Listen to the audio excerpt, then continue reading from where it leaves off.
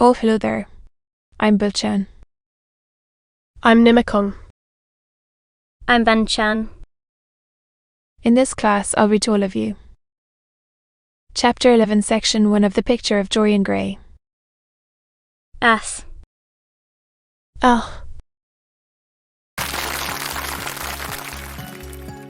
Picture of Dorian Gray. Oscar Wilde. Chapter 11, Section 1. For years, Dorian Gray could not free himself from the influence of this book. Or perhaps it would be more accurate to say that he never sought to free himself from it. He procured from Paris no less than 9 large paper copies of the first edition, and had them bound in different colours, so that they might suit his various moods and the changing fancies of a nature, over which he seemed, at times, to have almost entirely lost control. The hero, the wonderful young Parisian in him, the romantic and the scientific temperaments were so strangely blended. Became to him a kind of prefiguring type of himself. And indeed, the whole book seemed to contain a story of his own life, written before he had lived it. In one point he was more fortunate than the novel's fantastic hero. He never knew Oliver. Indeed, had any cause to know that somewhat grotesque dread of murderers and polished medal surfaces, and still water which came upon the young Persian so early in his life, and was occasioned by the sudden decay of a bow that had once, apparently, been so remarkable. It was with an almost quadrant, perhaps in nearly every joy, as certainly in every pleasure. Cruelty has its place if that he used to read the latter part of the book, with its really tragic,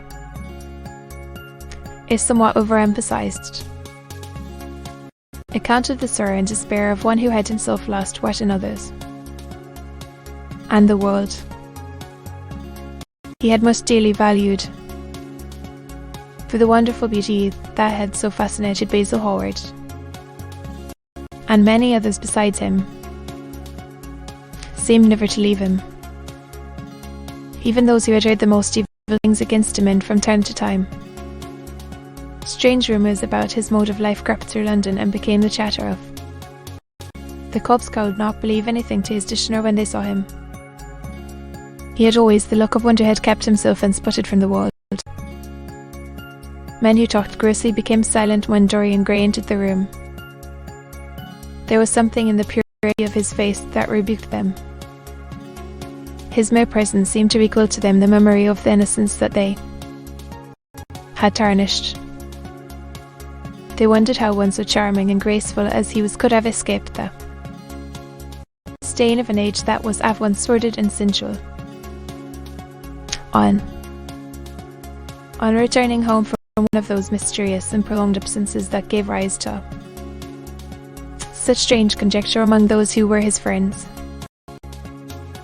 or thought that they were so, he himself would creep upstairs to the locked room, open the door with the key that never left him now, and stand with the mirror in front of the portrait that Basil Hallward had painted of him, looking now at the evil and aging face on the canvas,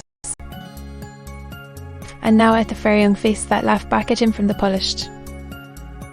Thus, the very sharpness of the contrast used to quicken his sense of pleasure.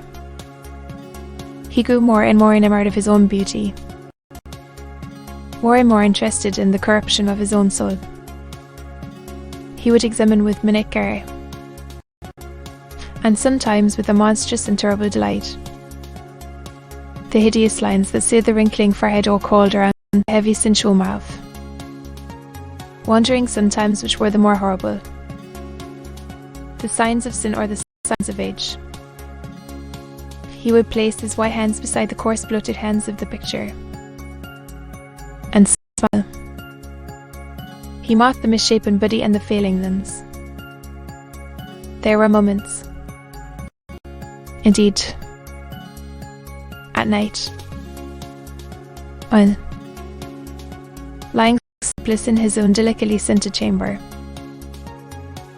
or in the sordid room of the little low-famed tavern near the dock switch, under an assumed name and in disguise, it was his habit to frequent.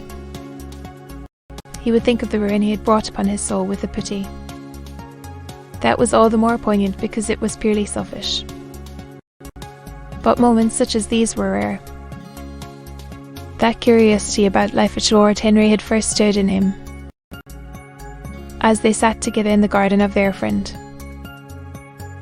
seemed to increase with gratification. The more he knew, the more he desired to know. He had mad hungers that grew more ravenous as he fed them. To be continued.